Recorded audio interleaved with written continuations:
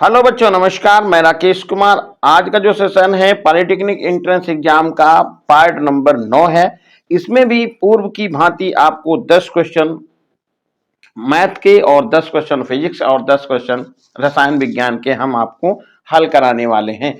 तो देखिए यहाँ पर, चलिए पहले क्वेश्चन में पहला क्वेश्चन है, दो समरूप त्रिभुजों की भुजाएं 4:9 है, तो उनकी क्षेत्रफल में क्या अनुपात होगा वह बताना है।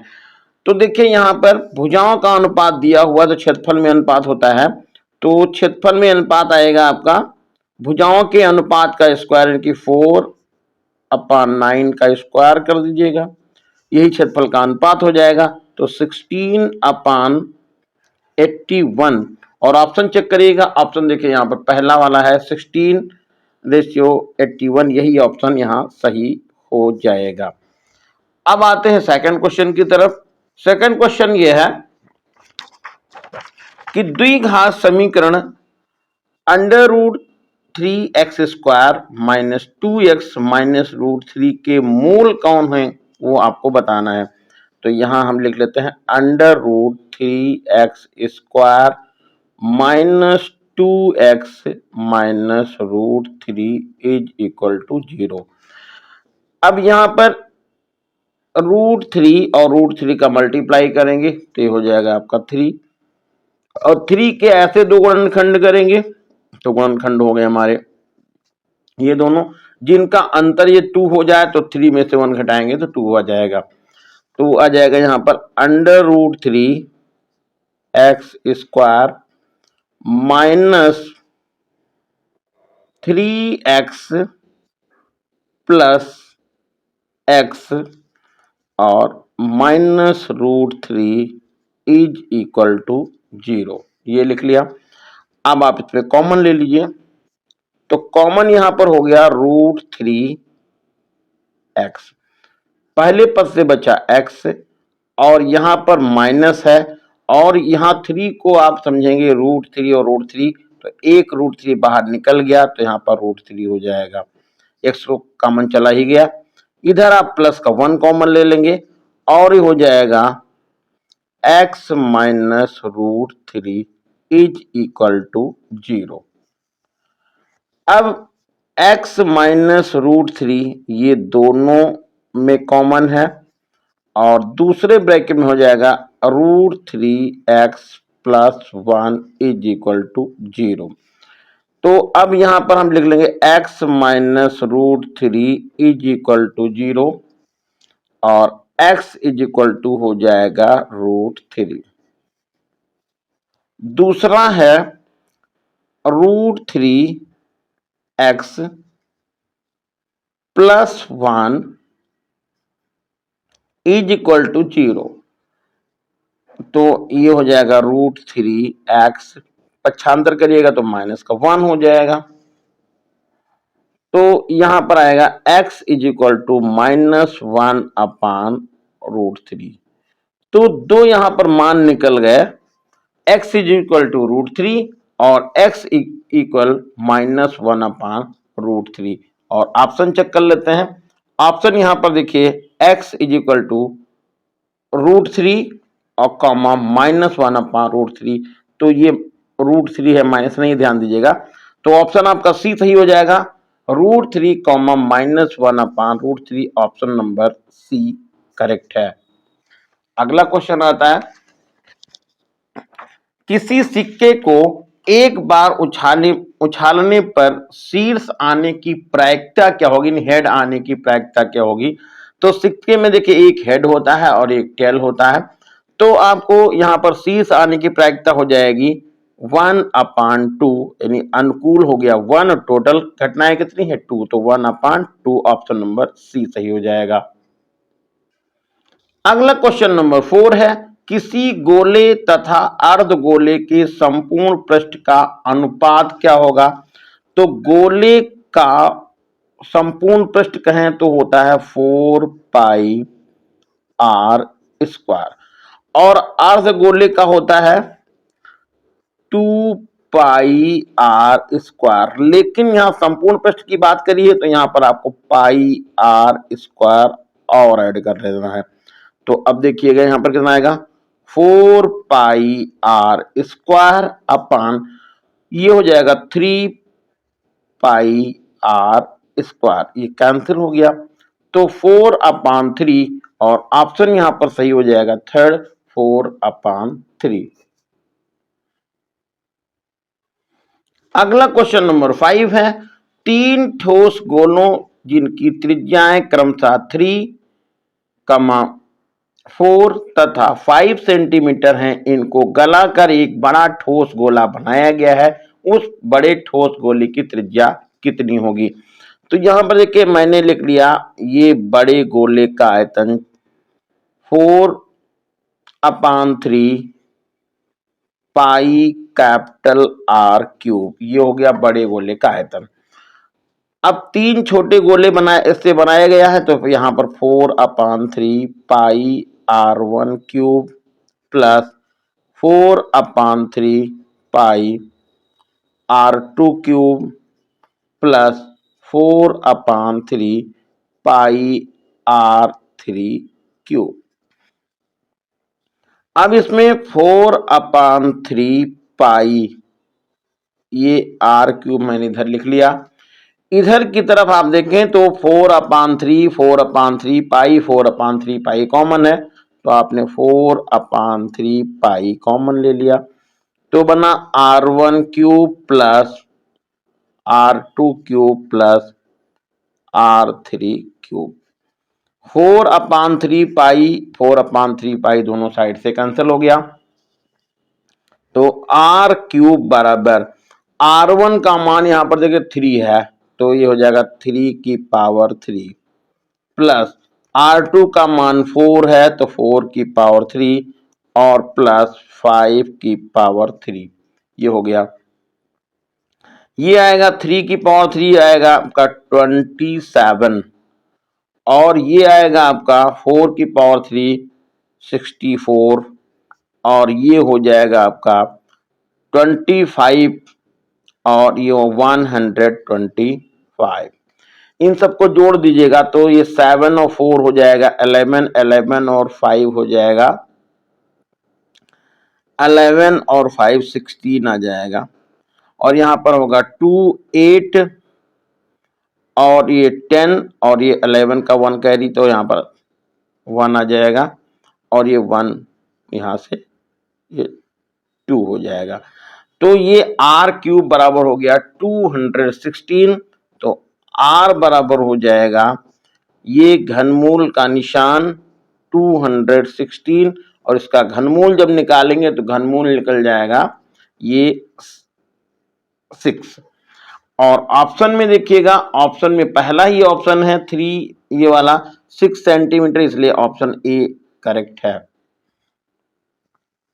अब है क्वेश्चन नंबर 6,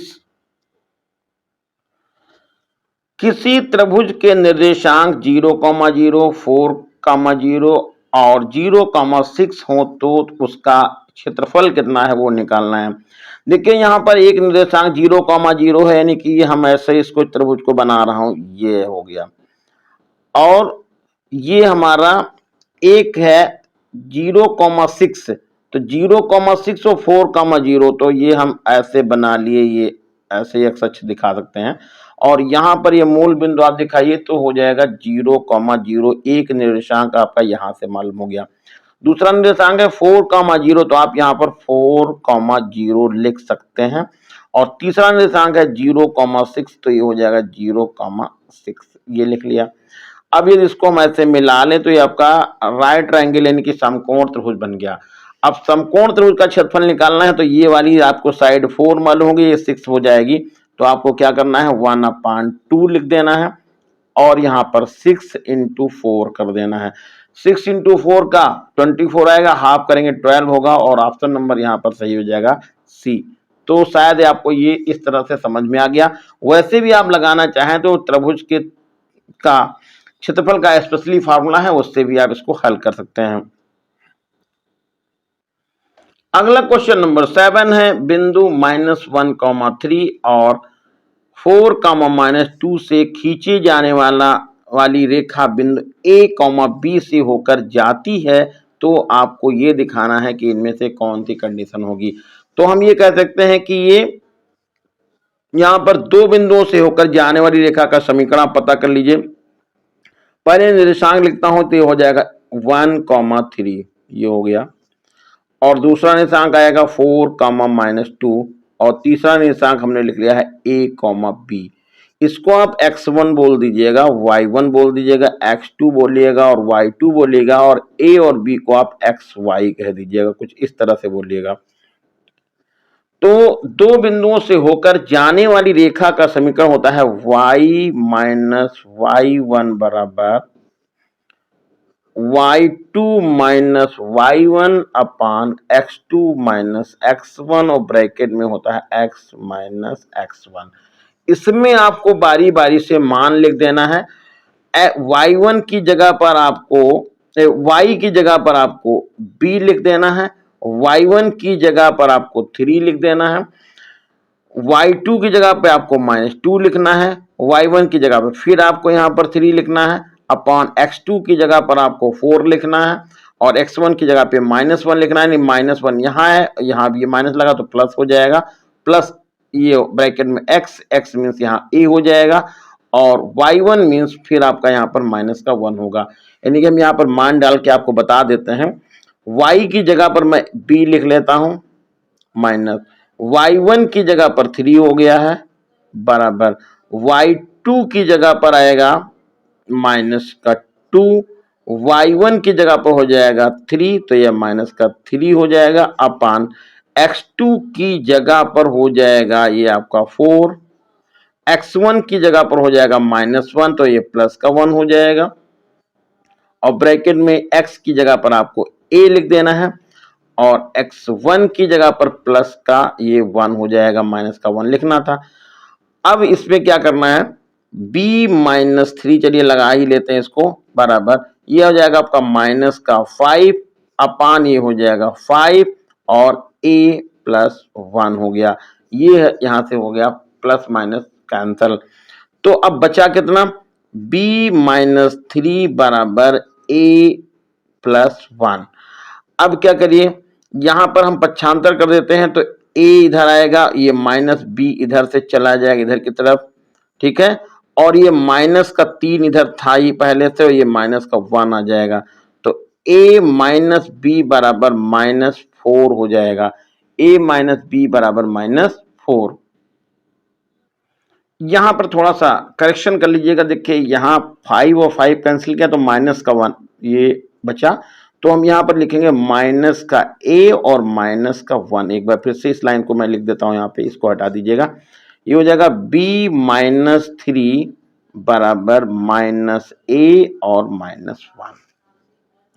अब आप इधर पक्षांतर कर दीजिएगा, तो b माइनस इधर से इधर आएगा तो प्लस का हो जाएगा, बराबर -1 और +3, तो a + b बराबर हो जाएगा 2, a + b बराबर 2। और ऑप्शन में चेक कर लेते हैं, ऑप्शन में देखिए यहां पर a + b बराबर 2, ऑप्शन नंबर सी है, a + b बराबर 2। और अगला क्वेश्चन नंबर 8 है, बिंदु a, 0, 0, b और 1, -1 समरेख हैं, नहीं संरेख जिसको कह सकते हैं, यदि, तो हम ये कह सकते हैं कि तीनों बिंदु संरेख हैं, कि तीनों एक ही रेखा पर स्थित हैं। इसके लिए क्या करिए, आप जैसा कि सवाल ये लगाए थे बिल्कुल सेम ऐसे लगाना है।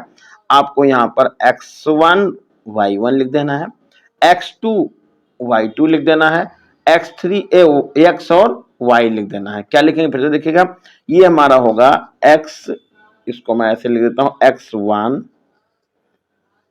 y1, और ये हो जाएगा x2 y2, और ये हो जाएगा x, y। अब आपको यही फार्मूला लिख देना है, y - y1 बराबर y2 - y1 बटे x2 - x1 और x - x1। इसमें आपको बारी बारी से x1 y1, x2, y2 और xy की वैल्यू फिल करेंगे। फिर इसी तरह से इसको हल कर लेंगे और ऑप्शन यहां पर मिल जाएगा C 1/b minus 1/a is equal to 1 आ जाएगा।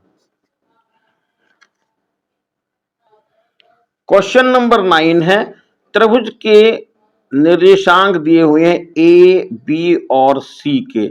ये निर्देशांक दिए हैं, केंद्रक के निर्देशांक दिए हुए हैं, आपको सी का निर्देशांक बताना है। तो यहाँ पर देखिए ए का निर्देशांक दिया हुआ है, ए का निर्देशांक है 2,5 और बी का निर्देशांक है 3,8 और सी का निर्देशांक है x, y।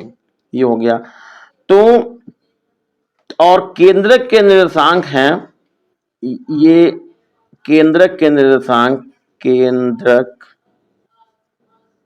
के निर्देशांक हैं 3,5। तो देखिए इसको हम यहां पर मानेंगे x1, y1, इसको मानेंगे x2 और y2 और इसको कहेंगे x3 और y3। मतलब जो निर्देशांक हैं ए बी सी, इसको आप बारी बारी से x1 y1, x2 y2 और x3 y3 लिखेंगे और केंद्रक के निर्देशांक को आप x, y लिख देंगे। अब जो फार्मूला बनता है वो फार्मूला ये होता है, केंद्रक के निर्देशांक x बराबर होता है x1 plus x2 plus x3/3, comma लगा दीजिएगा, y is equal to y1 plus y2 plus y3/3। अब इसमें आपको बारी बारी से x1, x2 और x3 और x की वैल्यू डालनी है। x मतलब 3, x1 की जगह पर ये आपको 2 लिखना है, x2 की जगह पर इतना 3 लिखना है और x3 की जगह पर x लिखना है और इनमें मान डाल के आप हल कर लेंगे और x यहां से और y का मान यहां से निकल जाएगा। वही x और y के मान होंगे और ऑप्शन इसमें आप चेक करेंगे तो ऑप्शन आपका इसमें मिल जाएगा A 4,2। अगला क्वेश्चन नंबर 10 है, समांतर माध्य को आप x से लिखते हैं, ये दिया हुआ 38 और मध्यिका को आप m से लिखते हैं तो m का मान दिया है 39। बहुलक को z से लिखते हैं और z का मान निकालना है। कि समांतर माध्य दिया है, मध्यिका दिया है और बहुलक निकालना है। इसका देखिए फार्मूला होता है z is equal to 3m minus 2x। ये फार्मूला बहुत ही इंपॉर्टेंट है, आपको ध्यान रखना है। z बराबर 3m माइनस 2x, तो z बराबर 3 लिख लीजिएगा, m का मान लिखिएगा, ये आएगा 39 माइनस 2 लिखिएगा और x का मान लिख लीजिएगा 38। गुणा करिए यहाँ पे तो ये आ जाएगा आपका 7 इधर हो गया और ये आ जाएगा आपका 11 माइनस यहाँ पर आएगा, ये होगा ये 6 और ये 76 हो जाएगा। अब घटा दीजिएगा 117 में से आपको 76 घटा देना है तो ये 1 इधर आ जाएगा और ये आपका 4 हो जाएगा, यानी 41 की 41 आएगा और ऑप्शन यहाँ पर जो होगा वो सी सही हो जाएगा 41। अब आते हैं भौतिक विज्ञान पार्ट में और इसका पहला क्वेश्चन है, किसी वस्तु का संवेग है 10 किलोग्राम मीटर प्रति सेकंड और इसे 2 सेकंड में, ये सेकंड है, में रोकने के लिए आवश्यक बल बताइए। तो फार्मूला होता है F बराबर संवेग परिवर्तन की दर को, इनकी हम ये कह सकते हैं डेल्टा P/T। संवेग परिवर्तन की दर को वस्तु पर लगाए गए बल के बराबर होती है। तो F निकालना है। देखिए ये संवेग था पहले कितना 10 केजी मीटर प्रति सेकंड, किलोग्राम मीटर प्रति सेकंड। जब इसको रोकेंगे तो संवेग क्या हो जाएगा, 0 हो जाएगा। तो यहाँ पर हो जाएगा 0 माइनस 10 आएगा और कितना समय दिया है 2 सेकंड में, आप 2 लिख लेंगे। तो F बराबर हो जाएगा -10/2, कैंसिल करेंगे तो ये हो जाएगा 5 और आंसर आएगा F is equal to -5 newton. और ऑप्शन यहां पर सही हो जाएगा, ये आपका बी ऑप्शन सही होगा, -5 न्यूटन। क्वेश्चन नंबर सेकंड है, गोली छूटने पर बंदूक के पीछे हटने का कारण क्या है? ऊर्जा संरक्षण बताया है, उष्मा संरक्षण बताया है, क्रिया प्रतिक्रिया का नियम है और इनमें से कोई नहीं। तो ऑप्शन सी सही हो जाएगा, क्रिया प्रतिक्रिया का नियम। अगला है कि एक वस्तु एक समान वेग से चल रही है तो उसका त्वरण क्या होगा? यदि वस्तु समान वेग से चल रही है तो उसका त्वरण 0 होगा और ऑप्शन नंबर ए सही हो जाएगा। अगला क्वेश्चन है, बल का आघूर्ण कहलाता है। बल, आघूर्ण, आवेग, किया गया कार्य और इनमें से कोई नहीं। तो बल का आघूर्ण कहलाता है किया गया कार्य और ऑप्शन नंबर होगा सी सही। क्वेश्चन नंबर 5 है, समांतर बलों की क्रिया रेखाएं परस्पर कैसी होती हैं? यानी आपको बताना है। तो समांतर बलों की क्रिया रेखाएं परस्पर होती हैं समांतर और ऑप्शन होगा सी सही। अगला क्वेश्चन नंबर 5 है, बल आघूर्ण टाउ बल एफ और दूरी में संबंध क्या है? ऑप्शन एक देखिए, पहला दिया है टाउ बराबर एफ प्लस डी, टाउ बराबर एफ अपान डी, टाउ बराबर एफ क्रॉस डी। तो ऑप्शन नंबर यहां पर ये सी सही हो जाएगा, एफ क्रॉस डी। अगला क्वेश्चन है, पिंड का संवेग 20% बढ़ाने पर गति ऊर्जा में वृद्धि कितनी हो जाएगी? तो पिंड का संवेग और गति ऊर्जा में जो रिलेशन होता है वो के बराबर होता है पी स्क्वायर अपान 2m। संवेग कितना बढ़ाया गया? ये है 20%। तो अब संवेग जो बढ़ा के लिखा गया वो लिखा गया है P का 20%, मतलब हो जाएगा 120/100। तो ये जीरो यहां से कट गया तो P हो गया, या यहां पर अब संवेग हो जाएगा 12P/10।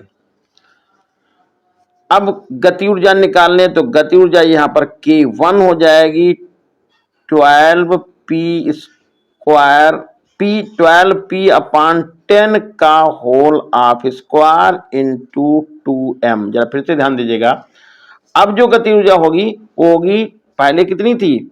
केवल P थी, तो अब कितनी आएगी? 12P/10 का whole of square into 2m। तो K1 बराबर आ जाएगा 144P square upon 100 into 2m। तो गति ऊर्जा में परिवर्तन कितना हुआ? तो डेल्टा के बराबर आ जाएगा K1 माइनस के, घटा दीजिए तो आएगा 144P square upon 100 into 2m minus, और ये पहले जो गति ऊर्जा थी P स्क्वायर अपान 2m। इसमें आप कॉमन लेना चाहें तो हो जाएगा, ये बचेगा P square upon 2m, common ले लिया, बचा कितना? ये आएगा 144/100 माइनस 1 हो गया। तो इसको हम लिख सकते हैं P स्क्वायर अपान 2m, घटा देंगे तो यहां पर हो जाएगा आपका 144 माइनस हो जाएगा 100/4। तो डेल्टा के यानी कि गति ऊर्जा में परिवर्तन हो जाएगा P स्क्वायर अपान 2m बराबर आएगा 44/100। अब हमको निकालना है प्रतिशत वृद्धि। प्रतिशत वृद्धि तो होगा डेल्टा के अपान के इंटू 100। तो डेल्टा के कितना है? डेल्टा के का मान आपने निकाल लिया है, P square upon 2m into 44/100। और के पहले कितना था, तो पहले के था कितना, पी स्क्वायर अपान 2m आ गया। ये देखिए यहाँ पे पी स्क्वायर अपान 2m में लिखा हुआ है, तो यहां पर लिख देता हूं मैं पी स्क्वायर और 2m को भेजेंगे ऊपर, और भी 100 यहां भी लिखना है तो 100 यहां आ जाएगा। पी स्क्वायर से पी स्क्वायर कट जाएगा, 2m से 2m कट जाएगा, 100 से 100 कट जाएगा, और ये आपका आंसर मिल जाएगा 44% यानी कि 44%। और ऑप्शन चेक करिएगा, ऑप्शन यहां पर आएगा, ये देखिए थर्ड ऑप्शन है 44%, यानी ऑप्शन नंबर सी सही हो जाएगा। क्वेश्चन नंबर 10 है संवेग और गति ऊर्जा में संबंध अभी लिखा था, इसी के पहले क्वेश्चन में k बराबर होता है पी स्क्वायर अपान 2m, ये है गति ऊर्जा और संवेग में रिलेशन, और ऑप्शन नंबर यहां पर सी सही हो जाएगा। अब है ये लास्ट पार्ट रसायन विज्ञान, इसके भी 10 क्वेश्चन को देख लिया जाए। पहला प्रश्न है आयतनों के संयोग का नियम है डाल्टन, गिब्स, आइंस्टीन और इनमें से कोई नहीं, तो आयतनों के संयोग का नियम है गिब्स का, ऑप्शन नंबर यहां सी सही हो जाएगा। परमाणु का सर्वप्रथम किसने विभाजन किया है, डाल्टन ने, जे टॉमसन ने और बेकुरल, और इनमें से कोई नहीं, तो ऑप्शन नंबर यहां पर बी सही हो जाएगा, बेकुरल। क्वेश्चन नंबर 3 है परमाणु संख्या की खोज किसने की है, ऑप्शन ए है चैडविक, दूसरा है रदरफोर्ड, तीसरा है मोसले, और इनमें से कोई नहीं, तो यहां पर ऑप्शन नंबर ये सी सही हो जाएगा, मोसले ने। क्वेश्चन नंबर 4 है परमाणु का समस्त भार केंद्रित होता है नाभिक पर, इलेक्ट्रॉन पर, न्यूट्रॉन पर, और कोई नहीं, तो यहां पर परमाणु का समस्त द्रव्यमान जो केंद्रित होता है वो नाभिक पर होता है, और ऑप्शन नंबर ए सही होगा। क्वेश्चन नंबर 5 है 90Th234 में बीटा कण के निकलने पर क्या प्रभाव पड़ेगा। जैसा कि आपको पता है कि अल्फा कण के निकलने से परमाणु क्रमांक 2, यानी नीचे जो नंबर लिखा है वो 2 और ऊपर जो नंबर लिखा होता है परमाणु भार वो 4 घटता है। बीटा कण के उत्सर्जन से परमाणु क्रमांक 1 बढ़ जाता है, परमाणु भार पर कोई प्रभाव नहीं पड़ता है। इस तरह से यहां पर देखेंगे 91Pa234 यही ऑप्शन सही हो जाएगा। अगला क्वेश्चन नंबर 6 है रेडियो एक्टिविटी की खोज किसने की थी, मैडम क्यूरी ने, रदरफोर्ड ने, बेकुरल ने, और कोई नहीं, तो आपको यहां पर रेडियो एक्टिविटी की खोज के विषय में बताना है, ये की थी मैडम क्यूरी ने।